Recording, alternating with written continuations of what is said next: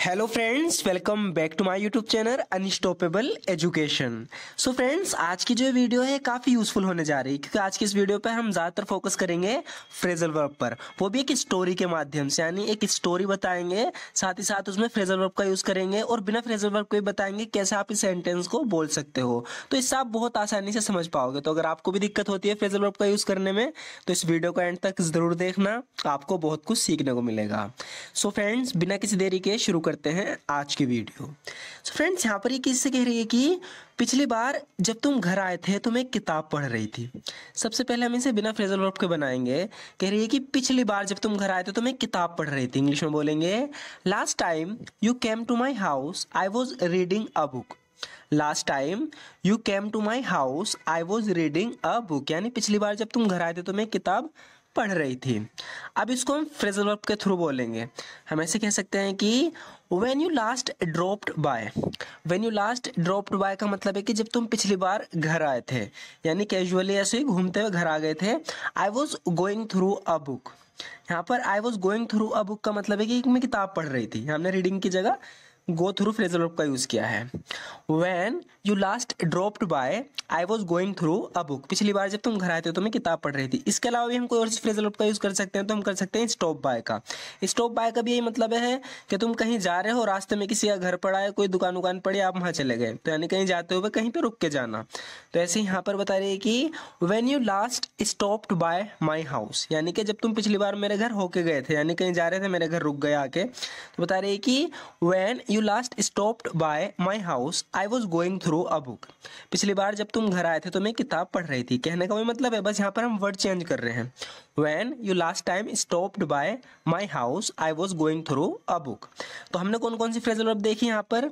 या तो आप यूज कर सकते हो स्टॉप बाय का, रीडिंग की तरह, रीडिंग की जगह हम यूज कर सकते हैं गो थ्रू फ्रेजल वर्ब का, या फिर अगर ड्रॉप बाय का नहीं करना तो हम स्टॉप बाय का भी यूज कर सकते हैं। तो मैंने यहाँ पर ये आपको बता दिया। अब अपनी स्टोरी को आगे बढ़ाते हैं। आगे हम एक फ्रेजल वर्ब का और यूज कर सकते हैं कम ओवर। ये बहुत इजी है, अगर आपको ये हार्ड लग रही है पिछली वाली तो आप इसका यूज कर सकते हो।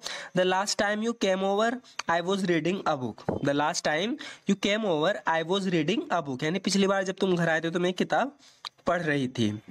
तुम्हें वो किताब इतनी अच्छी लगी कि तुमने उसे छोड़ा ही नहीं, यानी तुम उसे छोड़ ही नहीं पाए। यानी जब तुमने उसे पढ़ना शुरू करा तुम्हें इतनी अच्छी लगी वो किताब कि तुम उसे नीचे रख ही नहीं पाए। इस इंग्लिश में बोलेंगे you liked that book so much that you couldn't put that book down. You liked that book so much that you couldn't put that book down, यानी तुम्हें वो किताब इतनी अच्छी लगी कि तुम उसे छोड़ ही नहीं पाए। You liked that book so much that you couldn't put that book down. तुम मुझसे वो ले गए ये कहकर कि तुम कुछ दिनों में से वापस दे दोगे, यानी तुम्हें वो किताब इतनी अच्छी लगी। You took it away from me saying you would get back to it in a couple of days। तो बता रही है कि you took it away from me। तो यहाँ पर हमने कौन सी फ्रेजल वर्ब का यूज किया, टेक अवे का। बता रही है कि you took it away from me, तुम मुझसे ले गए, saying कहकर you would get back to it in a couple of days, कि तुम इसे कुछ दिनों में वापस कर दोगे। दो फ्रेजल वर्ब का यूज हुआ है यहाँ पर, एक तो टेक अवे का, एक गेट बैक का।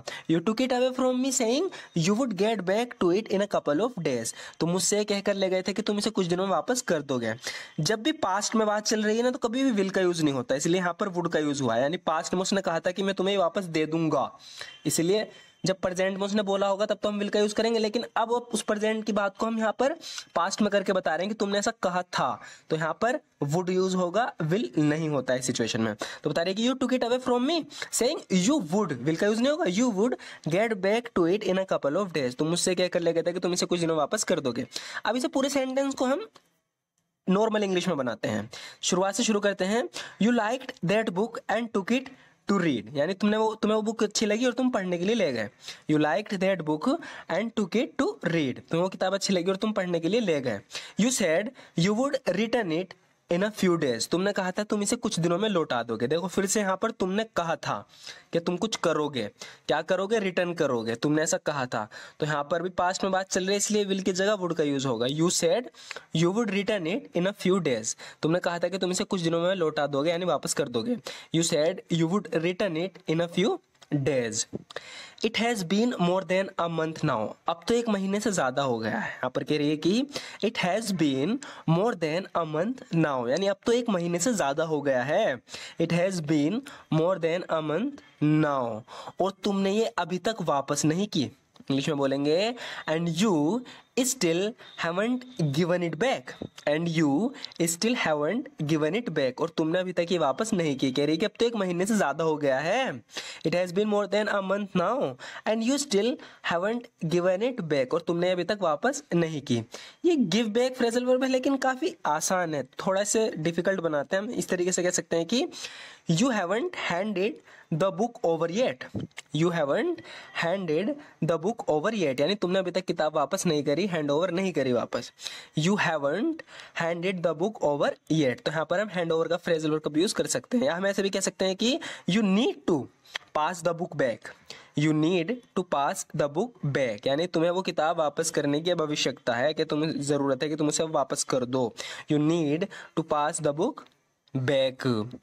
घर जाने से पहले मैं तुम्हारे घर जाऊंगी किताब लेने के लिए। देखो फिर से जो हमने वीडियो की शुरुआत करी थी, कौन सी फ्रेजल वर्ब से करी थी? एक तो स्टॉप बाय से और एक ड्रॉप बाय से। तो फिर से हम यहाँ पर यूज करेंगे। कह रही है कि घर जाने से पहले मैं तुम्हारे घर जाऊंगी किताब लेने के लिए। देखो हम कहीं जा रहे हैं और रास्ते में किसी का घर पड़ा या कोई दुकान या कुछ भी हम वहाँ होते हुए गए, तो इस सिचुएशन में हम यूज करते हैं स्टॉप बाय का। तो कह रही है कि I will stop by your house to pick up the book before heading home, यानी मैं हेडिंग होम करूंगी ना, घर जाने से पहले मैं तुम्हारे घर होके जाऊंगी किताब लेने के लिए। तो 2 फ्रेजल वर्ब का यूज हुआ है यहाँ, तो एक तो स्टॉप बाय का, एक पिकअप का। तो I will stop by your house to pick up the book, मैं तुम्हारे घर रुकती भी जाऊंगी अपनी किताब लेने, किताब को पिकअप करने, किताब लेने, बिफोर हेडिंग होम, अपने घर जाने से पहले। या हम इसे ऐसे बोल देंगे ड्रॉप बाय का यूज करके, I will drop by your house on my way home to pick up that book. तो यहाँ पर भी कहने का मतलब वो ये कि I will drop by your house, यानी मैं तुम्हारे घर ड्रॉप बाय करूंगी, यानी होकर जाऊंगी।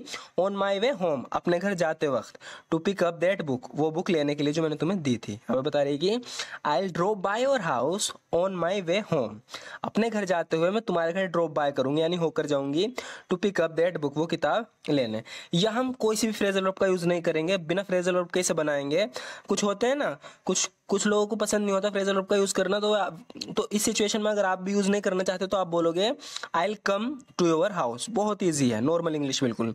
I will come to your house on my way home, यानी घर आते समय मैं तुम्हारे घर आऊंगी टू गेट दैट बुक, वो किताब लेने। तो यहाँ पर मैंने बताया कि 2 अलग अलग फ्रेजल वर्ब का यूज करके कैसे बना सकते हो, और बिना फ्रेजल वर्ब का यूज करके भी कैसे बना सकते हो। ऐसे आपको कोई नहीं बताएगा वीडियो में। यहाँ पर ये कह रहेगी I will come to your house on my way home, अपने घर जाते समय। जब भी हम कहते हैं ना ऑन माई वे होम, तो हमारे कहने का मतलब होता है कि जब मैं अपने घर के रास्ते पे होंगी, यानी अपने घर जाऊंगी। I will come to your house on my way home, अपने घर जाते समय मैं तुम्हारे घर आऊंगी टू गेट दैट बुक, वो किताब लेने, जिस किताब की अब तक बात चल रही है। तो यहाँ पर एक छोटी सी स्टोरी ली हमने, उसमें यूज किए फ्रेजल वर्ब, ताकि आप आसानी से समझ पाओ। तो आपको ये वीडियो कैसी लगी जरूर बताना। वीडियो अच्छी लगी तो लाइक जरूर कर देना। Thank you so much for watching this video.